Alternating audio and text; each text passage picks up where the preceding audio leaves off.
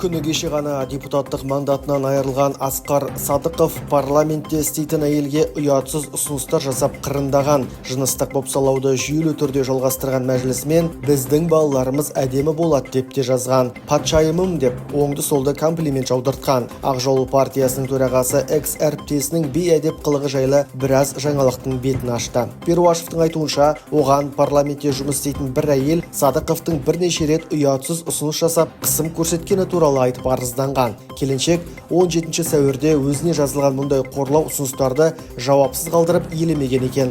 Алайда 15 мамырда бұл әрекеттер тағы қайталанған. Сөйтсе, экс-депутат жыныстық бопсалауды жүйелі түрде басқа күндері де жалғастырған. Партия төрағасы шағымдардың дені Садықовтың теріс іс-әрекеттеріне байланысты болған жеткізді. Бұрынғы мәжілісменнің бұдан да басқа фактілері барын және соның негізінде осындай шешім қабылданғанын атап өтті.